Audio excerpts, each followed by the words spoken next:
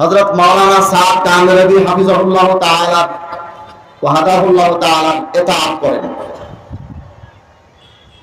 তারা আল্লাহর দ্বীনের তাবলীগ করেন না, তারা তাবলীগ করেন মাওলানা সাদ সাহেবের নজরিয়া চিন্তাধারা। এরা এটাকে বিএনপি আওয়ামী লীগের মতো রাজনৈতিক দল বানিয়েছে। আমরা এই দলে আছি, বাস এই দল বল। সাদ সাহেবের বিরুদ্ধে বললে তারা বলে যে এটা গীবত শিকায়ত করতেছে। গীবত শিকায়ত কোনটা হারাম সেটা ওলামায়ে কেরাম মানুষকে শেখায়, আপনি ওলামায়ে কেরামকে শিখাতে আসেন না। তাহলে আসমাউর রিজালের সমস্ত কিতাবগুলো জ্বালিয়ে দিতে হবে। আসমাউর রিজালের কিতাবগুলোতে স্পষ্ট উল্লেখ আছে অমুক রানী দাজ্জাল, অমুক রানী কাজ্জাব, অমুক রানীর হাদিস গ্রহণ করা যাবে না, তার এই দোষ, তার এই দোষ। যে সমস্ত মানুষের ঈমান ধ্বংস করে, যাদের আকীদা, যাদের বয়ান মানুষকে দিন থেকে দূরে সরায়, আল্লাহর উপরে আকীদা বিশ্বাসে গন্ডগোল সৃষ্টি করে, নবীর উপরে আকীদা বিশ্বাসে খলল সৃষ্টি করে, আকীদার মধ্যে ত্রুটি ঘটায়, মানুষকে গোমরাহ করে, পথভ্রষ্ট করে, তাদের ব্যাপারে মানুষকে বলা এটা ওলামায়ে কেরামের উপরে ঈমানি দায়িত্ব, এটা তাদের জন্য একটা ফরজ দায়িত্ব। এটা হারাম না, এটা বিপদ না। মুসলমান ভাইরা আমার, মাওলানা সাদ কামরাবী সাহেবের বিরুদ্ধে বললে ওনাদের আতে ঘা লাগে। কিন্তু মাওলানা সাদ কামরাবী সাহেব যখন বলেন মুসা আলাইহিস সালাম এই ভুল করছেন, এমনকি মুহাম্মদ রাসূলুল্লাহ সাল্লাল্লাহু আলাইহি ওয়াসাল্লামের ব্যাপারেও তাদের বক্তব্য হলো, হযরত মাওলানা সাদ কামরাবীর বক্তব্য হলো নবীজিও ভুল করেছেন। উনি ওলিমার ক্ষেত্রে হযরত যায়েনাব বিনতে জাহাসের ক্ষেত্রে নিজের সুন্নত থেকে সরে গিয়ে ভুল করেছেন। তাহলে সর্বশেষ নবীকেও তিনি ছাড়েন নাই, মুসা আলাইহিস সালামকেও তিনি ছাড়েন নাই। এমনকি মুসা আলাইহিস সালাম আল্লাহর সাথে দেখা করার জন্য তুর পাহাড়ে কেন গেল, এটা মুসা আলাইহিস সালামের ভুল হয়েছে। এটা বলেছে কে? মাওলানা সাদ কামরাবী। মুসা আলাইহিস সালামকে ডাকছেন কে? আল্লাহ তাআলা। তাহলে আল্লাহ তাআলার কথা শুনে মুসা আলাইহিস সালাম যদি ভুল করেন, তাহলে ভুলটা আল্লাহর ধরা হলো কিনা? যারা আল্লাহর ভুল ধরে, নবীদের ভুল ধরে, তাদের আকীদা বুঝি ঠিক আছে? এই কথাগুলো যখন আমরা বলি, ওনাদের সাদ সাহেবের বিরুদ্ধে বলাতে লাগে। আচ্ছা, তোমাদের সাদ সাহেবের বিরুদ্ধে বললে, সাদ সাহেবের গোমরাহির ব্যাপারে উম্মতকে সতর্ক করার ফরজ দায়িত্ব ওলামায়ে কেরাম যখন পালন করেন, তখন তোমাদের লাগে। কিন্তু মুসা আলাইহিস সালামের মতো পয়গম্বর, আমার আপনার নবী মুহাম্মদ রাসূলুল্লাহর উপরে যখন আঘাত করে, লাঠির আঘাত করে সাদ কামরাবী, তখন আমাদের অন্তরে লাগে না? তখন আমাদের অন্তরে লাগে না? আমাদের হৃদয়ের পথে এটা আঘাত করে। যেহেতু নবীর ইসমতের আকীদা আমরা রাখি, আম্বিয়া কেরামের মাসুমিয়তের আকীদা আমরা রাখি। মুসলমান ভাইরা আমার, কিন্তু আম্বিয়া কেরামের মর্যাদার সম্মানের দরকার নাই, তাদের ওয়ারাসাতুল আম্বিয়ার সম্মানের দরকার নাই, তাদের দরকার মাওলানা সাদ কামরাবী। আমাদের নবী সাল্লাল্লাহু আলাইহি ওয়াসাল্লামের হক নিয়ে আমি আলোচনা করতেছিলাম, লম্বা আলোচনা আকীদার বিষয়ে। আকীদাতে গন্ডগোল বেশি ধরে আমাদের কিছু লামাযহাবী ভাই আছেন, তারা বলে হানাফিদের আকীদা ঠিক নাই, বলে না, সহিহ আকীদার দাওয়াত দেয়। আমার এক বন্ধু আছেন শেখ আব্দুর রাজ্জাক বিন ইউসুফ ভাই, ওনাকে একজন জিজ্ঞাসা করছেন হানাফি ইমামের পিছনে নামাজ হবে কিনা। ও সব সময় হবে না, মাঝে মধ্যে পড়া যাবে। সমস্যা কি? বলে সমস্যা হলো যে তাদের আকীদা ঠিক নেই। আমি বললাম বাপরে বাপ, সহিহ আকীদার ফেরিওয়ালা।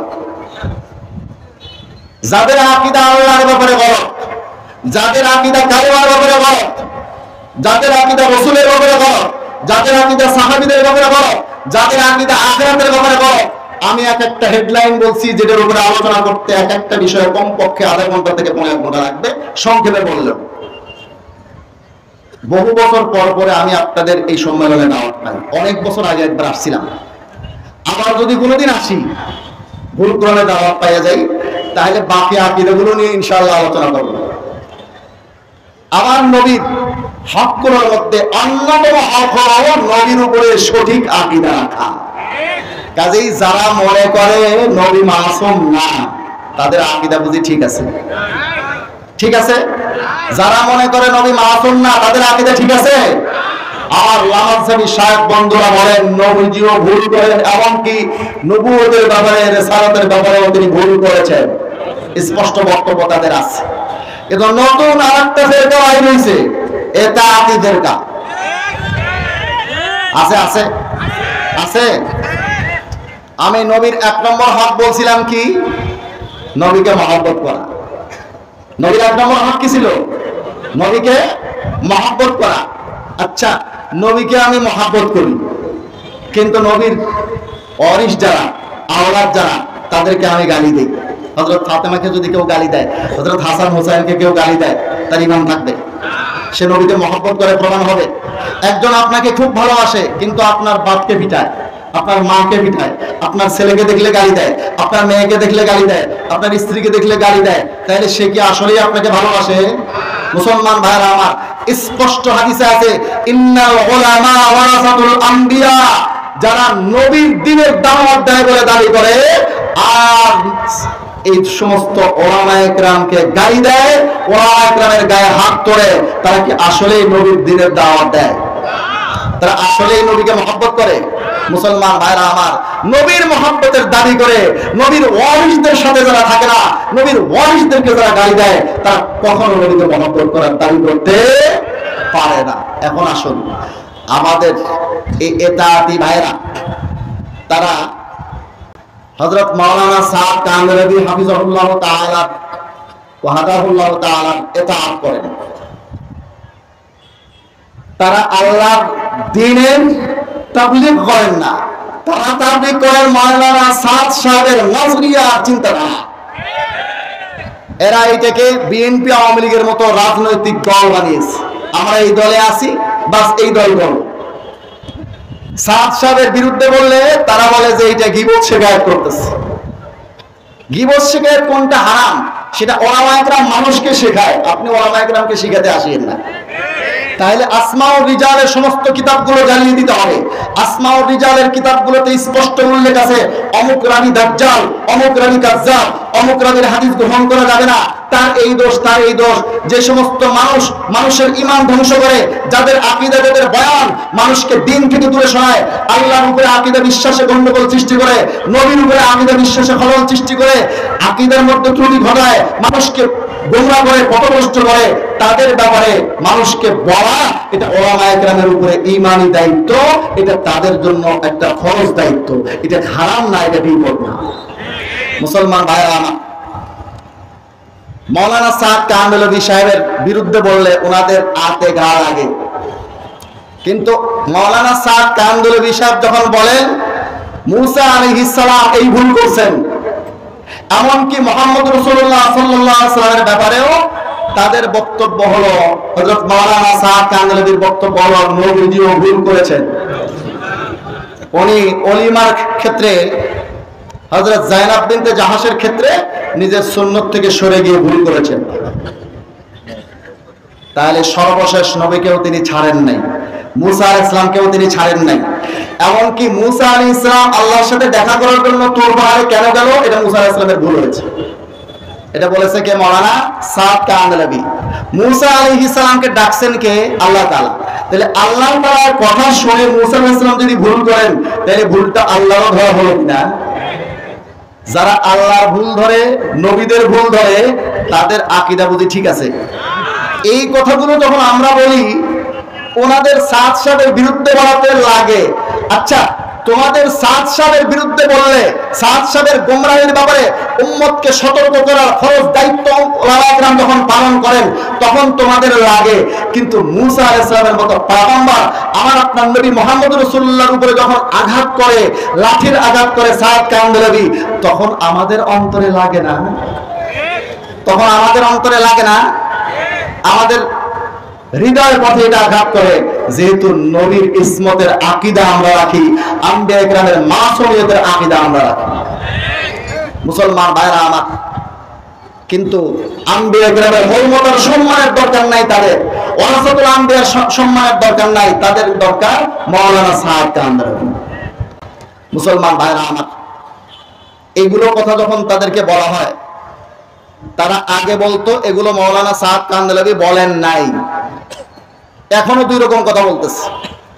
একবার বলে এগুলো কাটপিস, মাওলানা সাদ কামরাবী আসলে এই সমস্ত কথাবার্তা বলেননি। আবার যখন আমরা প্রমাণ দেখাই এই দেখো বলেছেন, তখন তারা বলে উনি 4 বার রুজু করছেন, তারপরেও আপনাদের বিশ্বাস হয় না? উনি রুজু করছেন 1 বার 2 বার 3 বার 4 বার, এক ভুল বারবার করে, বারবার রুজু, বারবার করে, বারবার রুজু, বারবার করে, বারবার রুজু। মুরগি মার্কা তওবা, মুরগি সকালে পায়খানা খায়, আসিয়া মাথায় এরকম করে, আর খাবো না, আর খাবো না, দেখছেন না? আবার আসিয়া এরকম করে, আর খাবো না, আর খাবো না, দেখছেন? একবার করিয়া ভুল করিয়া আবার সেই একই কথা, একবার করিয়া আবার সেই একই কথা, একবার করিয়া আবার সেই একই কথা বলে। ঠিক আছে আমি রুজু করলাম, পরে পরে আবার ওই একই কথা বলতেছে। এই রুজুর কোনো দাম আছে? সাতপন্থীদের কথা মনে রাখবেন, এখানে জুবায়ের পন্থী বলে কোনো দল নাই।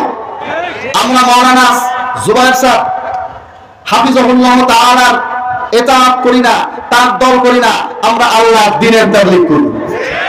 কাজেই বলতে হবে একদল হকপন্থী, একদল বাতিলপন্থী, একদল হকপন্থী আর একদল সাতপন্থী। এখানে বৈষম্যের ধোঁয়া উঠানো হচ্ছে বলে, ধোঁকা দেওয়া হচ্ছে, বৈষম্যের কথা বলে। বৈষম্য হয় কোথায়? দুইটাই হক দল, এক দলকে সুযোগ কম দিয়েছেন, এক দলকে বেশি দিয়েছেন, বৈষম্য হবে। আমিও নাগরিক, আপনিও নাগরিক, বৈষম্য হবে। মুসলমান ভাইরা আমার, একদল বাতিল আর একদল হক, এখানে বৈষম্যের প্রসঙ্গ ওঠে কোথায়? বাতিলরা যতদিন পর্যন্ত তাদেরকে হক প্রমাণ করতে না পারবে, মার্কাজে থাকার অধিকার তাদের নাই, কাকরাইলে থাকার অধিকার তাদের নাই, টঙ্গীর মাঠে ইজতেমা করার অধিকারই তাদের নাই।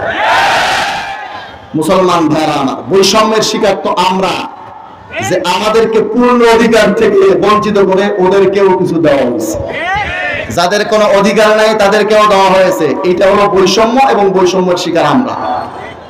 অল্প কথা এবং এটার উপরে শেষ করব, সম্ভবত অন্য কোনো আকীদা আমি যেতে পারবো না। সাদ কান্দেলভি সাহেবের অনুসরণ যারা করে, এই সাদপন্থীদের এই বক্তব্যগুলো হলো সুল্লামুল উলুমের কালামি হাজা কাযিবুনের মতো। সুল্লামুল উলুমের মধ্যে কালামি হাজা কাযিবুন নামে একটা সবক আছে। সুল্লাম যারা পড়েছেন উলামায়ে কেরাম, তালেবে ইলমরা জানেন, এটা একটা ম্যাজিক।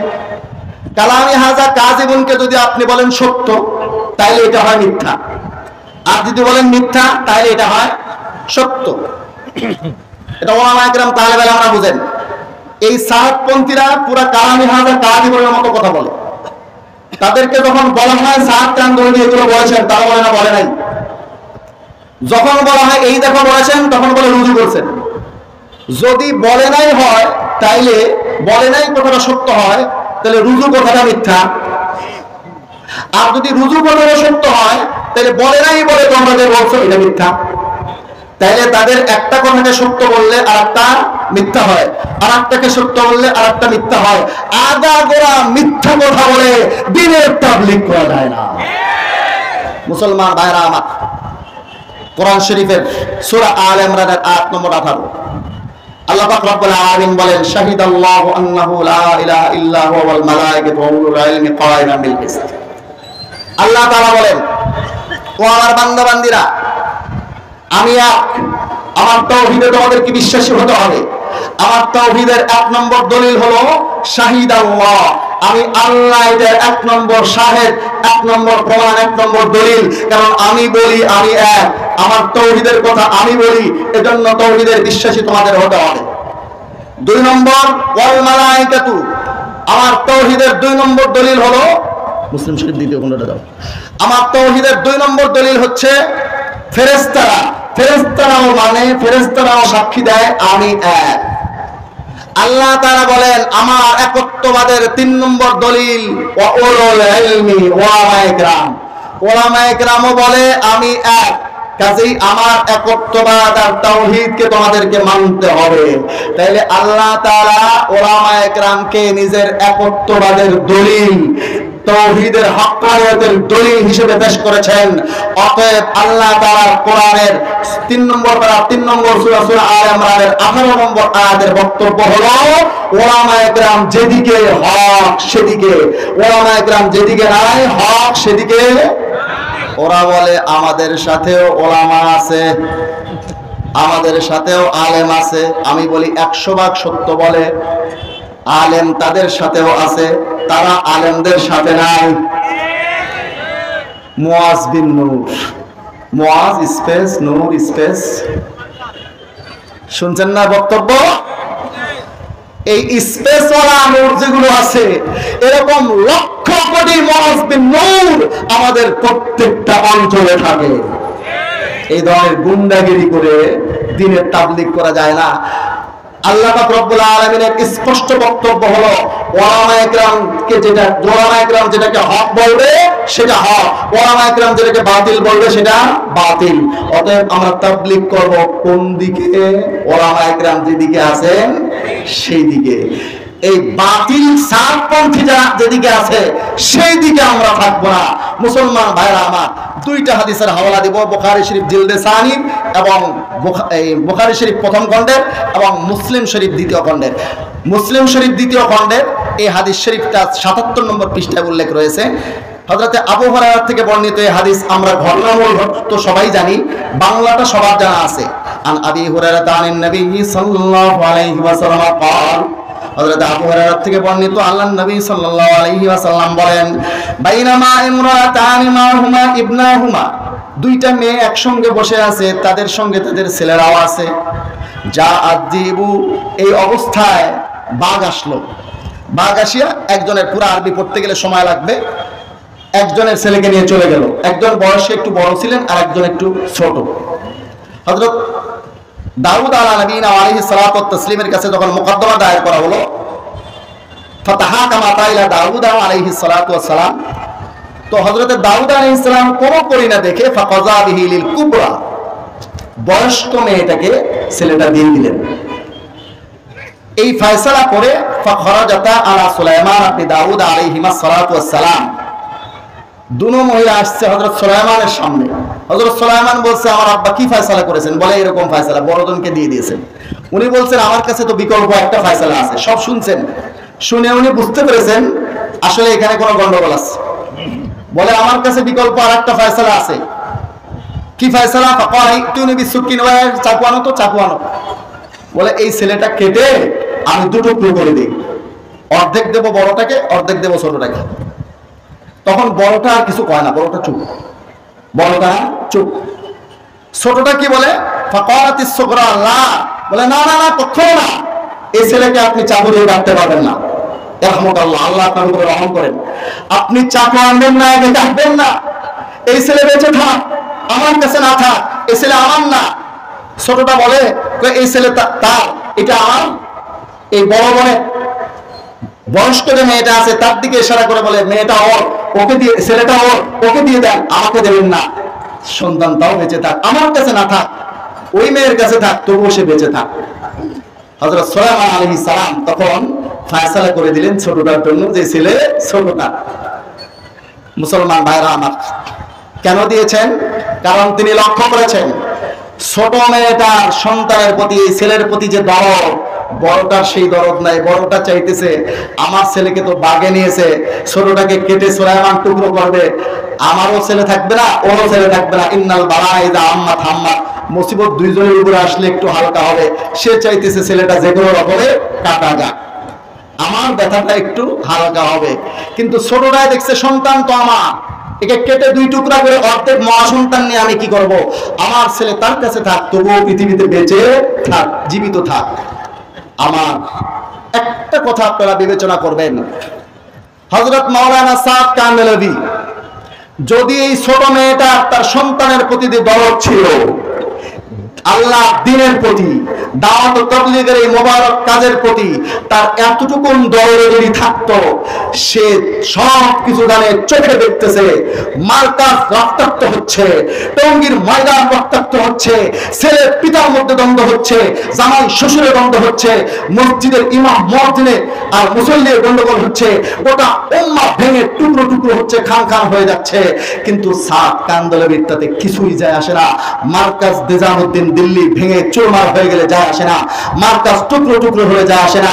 আজকে বাইতুল মুকাররমে গন্ডগোল হচ্ছে, আপনারা শুনেছেন, সব জায়গাতে গন্ডগোল, রক্তাক্ত পরিস্থিতি একমাত্র একটা ব্যক্তির ইমারতের কারণে। তার যদি বিন্দু মাত্র আল্লাহ দ্বীনের প্রতি, দাওয়াত ও তাবলীগের এই মেহনতের প্রতি দরদ থাকতো, তিনি আমিরত্ব ত্যাগ করতেন, যে আমার আমিরত্বের দরকার নাই, উম্মতের মধ্যে রক্তক্ষয় সংঘর্ষ থেমে যায়। কিন্তু মুসলমান ভাইরা আমার, এতটুকু দরদ তার নাই। আল্লাহ তাআলা হেফাজত করেন এই ধরনের কোন ব্যক্তি, আর যাই হোক উম্মার রাহবার হওয়ার যোগ্যতা রাখে। আল্লাহ তাআলা হেফাজত করেন। পানি দাও তো।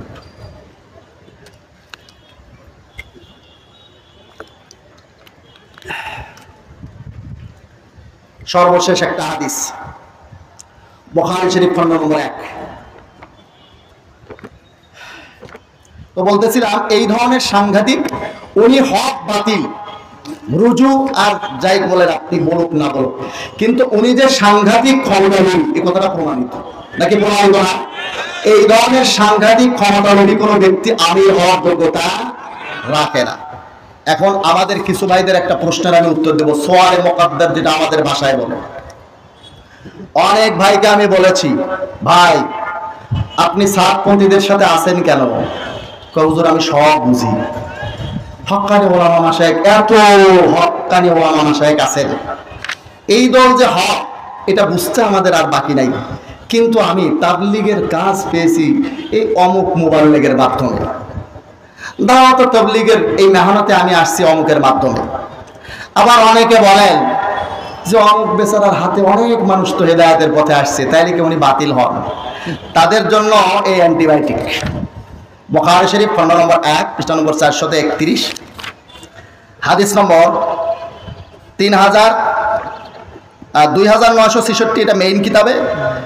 আর আপনি যদি গুগল ইন্টারনেটে দেখেন 3063 নম্বর হাদিস হিসেবে পাবেন। 3063 গুগলে। একজন ব্যক্তি এক যুদ্ধে জিহাদে খুব কাফেরদেরকে হত্যা করতেছে, একে মারে ওকে মারে, হাজারো কাফেরদেরকে হত্যা করছে, কিন্তু শেষ পর্যন্ত আত্মহত্যা করছে। আত্মহত্যা করলে সে জান্নাতে যায় না জাহান্নামে যায়? আল্লাহর নবী তখন এই হাদিস বলেছেন, রাসূল করিম সাল্লাল্লাহু আলাইহি ওয়াসাল্লাম এই হাদিস শরীফটা ইরশাদ করেছেন। একটু নম্বরে বোধহয় আমার ভুল হয়েছে, নাম্বারটা আমি আরেকটু সংশোধন করে দিচ্ছি। 2966 বলছে, এটা 65 হবে। আর আপনি যদি গুগলে চান তাহলে 3062 নম্বর, 3062 নম্বর হাদিস হিসেবে পাবেন। ইন্নাল্লাহা লা ইউয়াইদু হাযা দ্বীন বির-রাজুলিল ফাজির, যে আল্লাহ তাআলা এই দ্বীনের সহযোগিতা অনেক সময় ফাজির ফাসিকের মাধ্যমে নেন। মানে প্রত্যেক দায়ী হেদায়েতের উপর হওয়া জরুরি না, যেই দাওয়াত দেয় দায়ী সেই যে হকের উপরে এটা হওয়া জরুরি নয়। আল্লাহ রাসূলের ভাষায় এমনও অনেক মানুষ থাকবে যার দাওয়াতে লাখো মানুষ, হাজারো মানুষ হেদায়েতের পথে এসে জান্নাতি হবে, কিন্তু সে নিজে হবে জাহান্নামী। কাজী সাদ সাহেবের জাদু বয়ান শুনে অনেক মানুষ নামাজ ধরছে, এই কথাগুলো আপনি আমাকে বুঝাইতে পারবেন না, যেহেতু তার বক্তব্যে ওনার আকীদা যে গলত, উনি যে গোমরাহির দিকে মানুষকে দাওয়াত দেন, এটা ক্লিয়ার, এটা দিবালোকের ন্যায় স্পষ্ট। কাজেই আল্লাহ রাসূলের এই হাদিস আমাদের সামনে, যে আল্লাহ তাআলা অনেক সময় ফাসিক ফাজির গোমরাহ পথভ্রষ্ট মানুষ দ্বারা দ্বীনের দাওয়াতের কাজ নেন। একজন মানুষ দাওয়াত দেবে, তার দাওয়াতে সাড়া দিয়ে হাজারো মানুষ জান্নাতি হবে, কিন্তু সে নিজে হবে জাহান্নামী। অতএব কারো মাধ্যমে আমি যদি দ্বীনের দাওয়াতের পথে এসেও থাকি, এখন সে তাআতি হয়ে গেছে, গোমরাহির পথে আছে, এজন্য আমার তার সাপোর্টে থাকতে হবে, এটা জরুরি না ওলামায়ে হক্কানীদের সাথে আমরা থাকবো। একটা অফারের কথা বলছিলাম, এটা আর বলা হলো না, এটা ইনশাআল্লাহ আগামীতে আল্লাহ পাক রব্বুল, আমার সময় শেষ বলবো।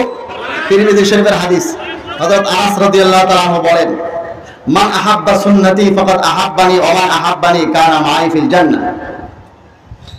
যে ব্যক্তি আমার সুন্নতকে মহব্বত করলো সে আমাকেই মহব্বত করলো, যে আমাকে মহব্বত করলো সে আমার সাথে জান্নাতে থাকবে। মান থেকে শিখলা বলবে, শিখলা বলের মধ্যে হদ্দা ওয়াসাত সুগরার মাহমুল হয়, কুবরার মওযু হয়। আপনি এখানে মান আহাব্বা সুন্নতি ফাকাদ আহাব্বানি ওয়া মান আহাব্বানি কানা মাই ফিল জান্নাহ, এই ফাকাদ আহাব্বানি ওয়া মান আহাব্বানি হদ্দা ওয়াসাত ফেলে দেন, নতিজা হবে মান আহাব্বা সুন্নতি কানা মাই ফিল জান্নাহ, যে আমার সুন্নতকে মহব্বত করবে সে আমি নবীর সাথে জান্নাতে থাকবে। আজকের এই কওমি সম্মিলিত কওমি পরিষদ দিনাজপুরের এই সম্মেলন থেকে আমরা উদ্যোগ নিই, এখন থেকে প্রতিজ্ঞা করি ইনশাআল্লাহ আমরা সুন্নতকে মহব্বত করব। তো ইনশাআল্লাহ সুন্নতকে মহব্বত করলে সুন্নত ওয়ালাদেরকে মহব্বত করতে হবে, ওলামা ইকরামকে মহব্বত করতে হবে, মাদারিসকে মহব্বত করতে হবে। করব তো ইনশাআল্লাহ। কারা কারা করে হাত তোলেন। আল্লাহ রাব্বুল আলামিন কবুল করেন, আল্লাহ তাআলা কবুল করেন, আল্লাহ তাআলা কবুল করেন। হাত নামান।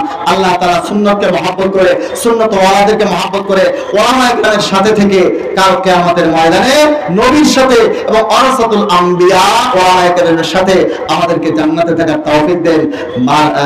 আল মারউ মা মান আহাব্বা, যার সাথে যার মহব্বত তার সাথে তার কিয়ামত। থাকবেন তো ওলামায়ে কেরামের সাথে, থাকবেন তো ওলামায়ে কেরামের সাথে।